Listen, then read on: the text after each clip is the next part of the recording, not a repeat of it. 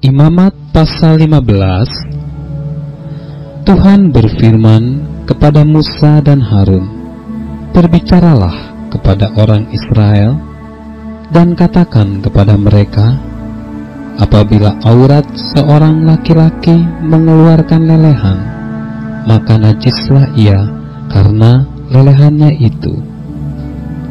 Beginilah kenajisannya berhubung dengan lelehannya itu. Bila auratnya membiarkan lelehan itu mengalir, atau bila auratnya menahannya sehingga tidak mengeluarkan lelehan, maka itulah kenajisannya. Setiap tempat tidur yang ditiduri orang yang mengeluarkan lelehan itu menjadi najis, dan setiap barang yang didudukinya menjadi najis juga. Setiap orang yang kena kepada tempat tidurnya haruslah mencuci pakaiannya, membasuh tubuhnya dengan air, dan ia menjadi najis sampai matahari terbenam. Siapa yang duduk di atas barang yang telah diduduki oleh orang yang demikian haruslah mencuci pakaiannya, membasuh tubuhnya dengan air, dan ia menjadi najis sampai matahari terbenam. Siapa yang kena kepada tubuh orang yang demikian haruslah mencuci pakaiannya, membasuh tubuhnya dengan air, dan ia menjadi najis sampai matahari terbenam. Apabila orang yang demikian meludahi orang yang tahir, haruslah orang ini mencuci pakaiannya, membasuh tubuhnya dengan air, dan ia menjadi najis sampai matahari terbenam. Dan setiap pelana yang diduduki orang yang demikian menjadi najis. Setiap orang yang kena kepada sesuatu bekas tempat orang tadi menjadi najis sampai matahari terbenam. Siapa yang mengangkatnya haruslah mencuci pakaiannya, membasuh tubuhnya dengan air, dan ia menjadi najis sampai matahari terbenam. Dan setiap orang yang kena kepada orang yang demikian, sedang orang ini tidak mencuci tangan dahulu dengan air, haruslah mencuci pakaiannya, membasuh tubuhnya dengan air, dan ia menjadi najis sampai matahari terbenam. Kalau orang itu kena pada belanga tanah, itu haruslah dipecahkan, dan setiap perkakas kayu haruslah dicuci dengan air.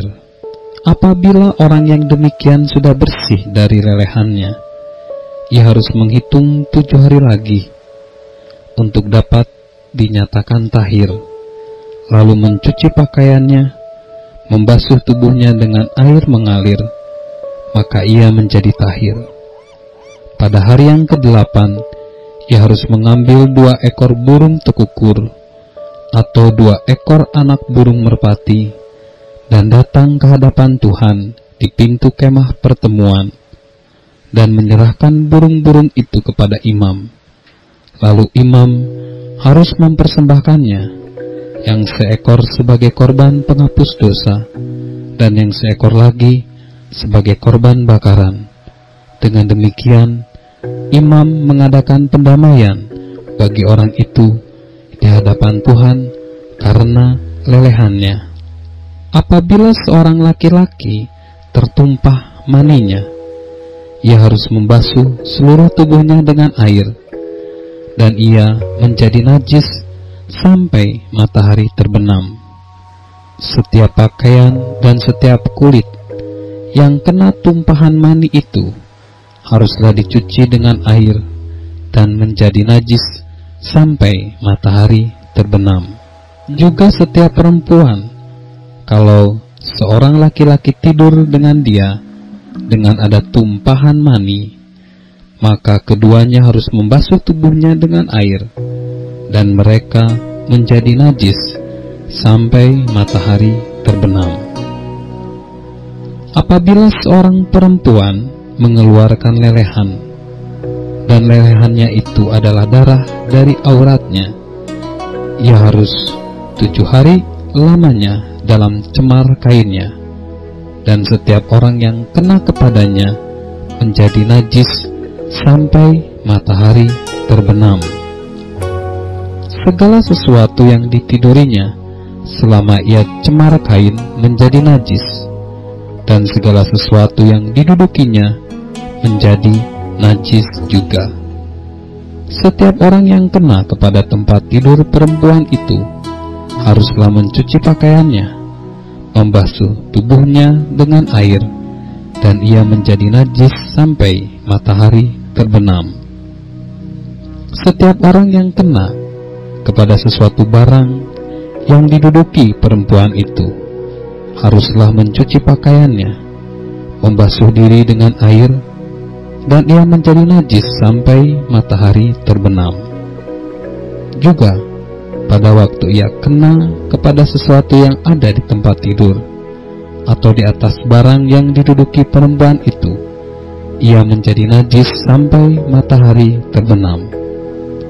Jikalau seorang laki-laki tidur dengan perempuan itu, dan ia kena cemar kain perempuan itu, maka ia menjadi najis selama 7 hari, dan setiap tempat tidur yang ditidurinya menjadi najis juga.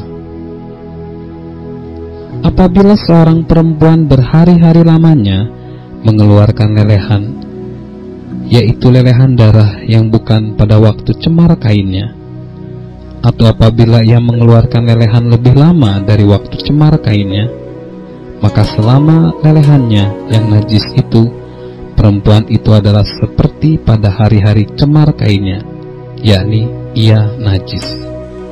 Sebab tempat tidur yang ditidurinya selama ia mengeluarkan lelehan haruslah baginya seperti tempat tidur pada waktu cemar kainnya, dan setiap barang yang didudukinya menjadi najis sama seperti kenajisan cemar kainnya.